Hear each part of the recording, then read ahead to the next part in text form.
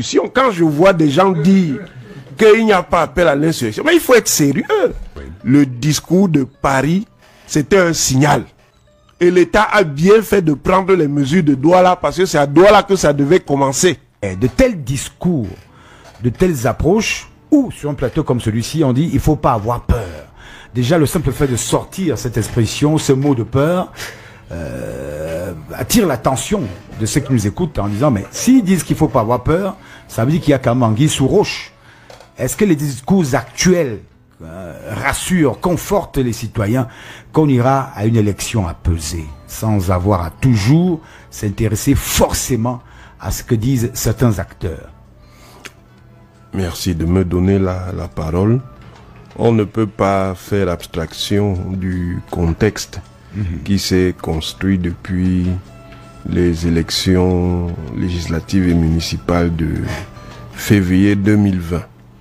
C'est la dynamique qui suit ce contexte-là qui produit les positions actuelles. Oui. Le problème, ce n'est pas simplement qu'il fasse pression, ce sont les termes. Et ce sont les termes qui sont à l'origine de ce bras de fer qu'il y a avec le ministre de l'administration territoriale, qui lui est le représentant de l'ordre public et ne peut pas rester indifférent quand il a un acteur politique qui prend des positions très extrêmes. Parce que ce que le ministre Atangandi a dit, ce n'est pas une invention. Ce sont des choses qui ont été effectivement dites par le leader du MRC. Et ce sont des choses qui sont graves. Quand quelqu'un qui a eu 14% à une élection présidentielle vous dit, si ça se passe comme ça, vous allez voir ce qui va arriver, les survivants vont arranger le pays. Pourquoi voulez-vous que les gens prennent cela pour quelque chose qui ne soit pas important? C'est quelque chose qui est préoccupant. Parce qu'il représente sur la base de cette élection quand même un certain potentiel. Que certains se préoccupent du style du ministre de l'administration territoriale, mais ne disent rien du discours qu'il y a en face. Et le meeting de Paris était clair. Moi, je ne comprends pas. Est-ce que il faut avoir 4 oreilles et 3 paires d'yeux pour ne pas voir et avoir entendu ce qui s'est dit? C'est clairement un discours de menace. Il n'y a même pas une discussion. Quand je vois des gens dire qu'il n'y a pas appel à l'insurrection, mais il faut être sérieux.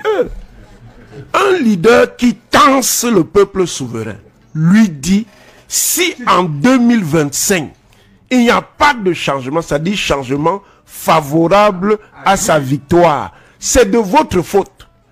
Et qui intime à ce souverain de se sacrifier pour lui. Vous vous dites que c'est quoi? Les autres acteurs de l'opposition, même en se plaignant de la gestion du processus électoral, n'ont pas adopté une posture extrême. Ils ont critiqué la gestion gouvernante du processus électoral, mais ils n'ont pas assorti leurs propos de menaces. De toute façon, pour moi, les choses sont claires. Je l'ai dit depuis. Oui. Le discours de Paris, c'était un signal. Et l'État a bien fait de prendre les mesures de Douala parce que c'est à Douala que ça devait commencer. Et je dis que les 2 dernières initiatives du MRC sont des initiatives chrysogènes. Il y a une initiative doctrinale. Je crois qu'ils ont sous-estimé la capacité du système à comprendre les choses. Le débat sur le mandat impératif, que les gens récitaient comme des robots, ce n'était pas du droit. C'était l'usage politique et stratégique du droit pour ouvrir une conjoncture de crise. Et si on avait laissé s'installer ce discours, vous verriez les effets. Vous avez même commencé à voir les effets ici même sur ce plateau. Déjà, faire un meeting à l'étranger, c'est comme ça. En plus, quand je dis faire un meeting à l'étranger, en extérieur, dans une salle, c'est différent. Parce que dans une salle, on reconstitue l'espace clos qui peut correspondre à notre espace national. Mais en espace ouvert, on est dans l'espace d'un pays étranger. Pourquoi vous voulez que les gens écoutent nos querelles? Faisons nos querelles entre nous. Et ça, Ça, ce qui s'est passé à Paris là, on en reparlera. Daniel Ponarimis, bon, quand on écoute, bon, ça laisse quand même dubitatif sur une chose. Est-ce que, parce qu'on veut éviter le chaos, qu'on doit être des petits écoliers polis, courtois, et accepter tout ce qui est fait, qui n'est pas bon? Vous savez qu'on n'est pas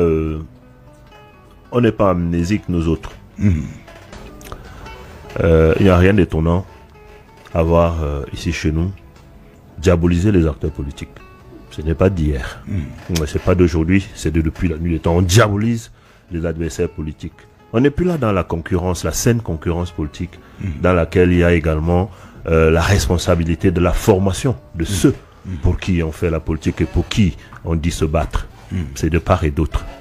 Nous devons avoir la responsabilité de tenir des propos qui ne soient pas des propos qui viennent mettre la peur et qui parlent du chaos, qui prévoient un chaos que l'on ne voit pas. Dans la mesure où, pour le peu que j'en sache, nous ne sommes pas des devins, à moins que je me trompe. Il se trouve que tout simplement que les menaces, on les voit de part et d'autre dans le landerneau politique camerounais. Si on doit pouvoir faire, de mon point de vue, des observations à ce propos-là, on doit pouvoir être quelque peu. Si on est à côté ou observateur de l'activité politique, on doit pouvoir être équilibré dans l'indignation. On doit être équilibré dans la critique. On doit être équilibré dans les dispositions de l'observation que l'on émet par rapport au landerneau politique camerounais. Nous parlons aujourd'hui d'une période post-électorale qui est animée beaucoup plus par un homme qui a montré une intelligence. Ah, ça c'est l'observation que moi j'ai fait. Par un homme qui a montré une intelligence à nul autre pareil. Il a refusé de participer aux élections législatives et municipales. Et il a réussi pendant 7 ans à faire parler de lui et de son parti sans être un acteur majeur dans le nœud à ce moment-là. Je dis ceci est un exploit que si l'on ne le reconnaît pas, on n'a pas compris l'environnement dans lequel on est et on a refusé de comprendre l'acteur politique qu'on a en face. Qu'on l'aime ou qu'on ne l'aime pas, il a posé un exploit que moi j'admire. C'est un homme qui a réussi à ne pas mourir alors qu'il a pris une décision majeure qui aurait pu faire mourir son jeune parti politique. Regardez la preuve. Sur ce plateau, sur 2 émissions successives, c'est toujours lui, il est là. On parle de lui. Il n'est ni à l'Assemblée, il n'a aucune mairie, il n'est pas président de la République. Non, ne vous mettez pas en colère. Laissez que Daniel Ponarimis termine. Oui, mais laissez chacun faire. Il vous a écouté tout à l'heure. Il n'a pas réagi. Non, écoutez-le. Daniel Ponarimis. Vous savez, ça peut ne pas plaire ce que je dis, je les comprendrai parce que, voilà, c'est pas la même chose qu'eux ils ont pensé. Mais quoi qu'il en soit, ça c'est une lecture naturelle, normale qu'on peut faire de cet événement. Nous avons le président du MRC qui est en train de mener tout le monde en bateau. Il nous a engagés tous dans un débat que nous ne voulons pas, que nous ne voulions pas, que nous ne pensions pas. Mais nous débattons parce que M. Maurice Kamto nous a amenés dans ce débat. Si on ne lui reconnaît pas cette force, si on ne lui reconnaît pas cette intelligence, à un moment donné, on ne sait pas très bien ce qu'on est en train de faire. Je le constate. Pour dire, et pour ne pas aller plus loin, pour être moins impertinent que Bakoto sur ce plateau, pendant que moi je parle, il émet des rires qui ne sont pas très polis. Non, je dirais ceci. Oui. Le discours peut être analysé de Paris, peut être analysé sous plusieurs prismes. On peut le considérer comme des menaces faites. On peut. C'est moi qui le pense. On peut le considérer ainsi. Tout comme on peut considérer maintenant a posteriori, d'accord, les attitudes du ministre de l'administration territoriale qui est venu lui répondre. Nous avons vu le parti UPC totalement désorganisé par les faits de ce ministre-là, en ne respectant pas la loi. Il passe généralement pour être comme le patron de la déstabilisation des partis politiques, pour permettre certainement aux partis politiques, acteurs politiques qu'il est, favoriser le sien. Oui, mais c'est pas son rôle. Hein. C'est une analyse. Oui, bon, voilà. C'est une observation. Comme certains en ont fait ici. Ici, effectivement. J'ai le droit d'en faire. Non, vous avez le droit. Vous avez tout le à droit. fait. Voilà. Donc, je fais cette observation pour dire... Vous avez le droit de déterminer. Je fais cette observation pour dire... Je ne peux pas m'empêcher d'oublier. Lorsqu'il vient intervenir sur un sujet, je ne peux pas m'interdire d'oublier quel est l'acteur politique, comment il s'est présenté sur la scène politique, en estimant que c'est lui, le moulinex, qui écrase tous les condiments que sont les partis politiques. Voilà ce que je voulais dire. D'accord. Est-ce que quand on prépare une élection aussi importante, comme qui dirait en politique tous les coups sont permis, il faut justement que tous les coups soient permis. Quand on dit qu'en politique, tous les coups sont permis, enfin, je ne sais pas de quoi on parle. Quand tu entends les discours orduriers des gens qui sont censés parler au nom de l'État du Cameroun, du peuple du Cameroun auquel j'appartiens, je dis non. Le président a dit que quelques-uns veulent mettre le désordre au Cameroun. Il s'adressait à son parti. À son parti. Quelques-uns, d'abord ils se sont emparés de la fortune publique et ils veulent mettre le désordre. C'est pour ça que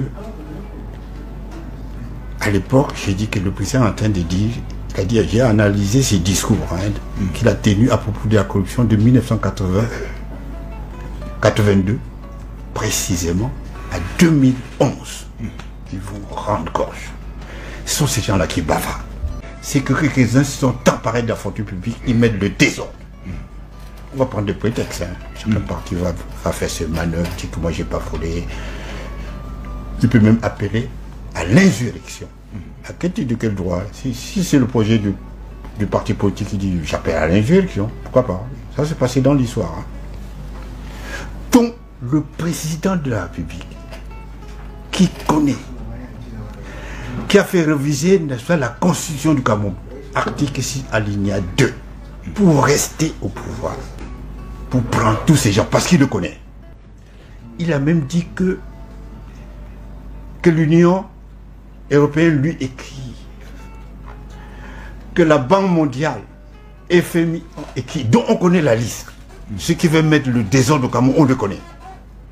Ce sont ceux qui ont affamé le Camerounais, ce sont ceux qui disent on s'en fout, qu'on n'est pas éduqué, on te dit, qui trichent même avec le diplôme, tout ça. Mais ce pays n'a pas connu ça avant. Par contre, quand j'entends que tu me dis que c'est le ministre, un ministre qui dit comme ça que les autres sont des ordures, c'est pas un langage d'un ministre, monsieur, de la République, de toute façon, et qui va mater les gens. Est-ce qu'il sait ce que c'est qu'une révolte populaire de type? Ils savent pas ce que c'est. Quand un peuple dit non, il dit non. Parce qu'on dit, tu entends les discours quand on nous dit, oh les Camerounais sont lâches, ils sont devenus lâches, ils boivent trop de bière. C'est vrai qu'on boit la bière, tout ça là, on est dans les bars, tout ça. Avant, il n'y avait pas de... dans les bars, il n'y avait pas... On ne voyait pas les enfants entrer dans les bars. Le président de la République, Pobia, a connu ça. La question c'est, ça profite à qui? À qui? À une bande de voyous qu'on connaît. On n'a qu'à leur couper la tête que de faire de la diversion. Que les hommes politiques disent ce qu'ils pensent vraiment. Ils n'ont qu'à ils ont le droit de dire ce qu'ils pensent. C'est ça, dans le cadre de la loi. D'accord. Le président de MRC qui parle comme ça, à un moment donné, on l'avait pris dans, je crois, après les élections, on l'a amené. Cette fois-ci, ils l'ont laissé. Pourquoi ils l'ont laissé? Que de toute façon, nous sommes dans une situation où il suffit d'un rien pour mettre le Cameroun à feu et à sang. Or, le président de la République peut trouver la solution, lui. Il connaît, même sur cette table-là, on te dit, bien, il y a des gens, on est avec des gens qui sont dans des partis et tout, on raconte, ils discutent, non? Téléphone, allô? Allô? Bonjour. Bonjour. Je vous appelle comment? Je m'appelle Etienne Toto.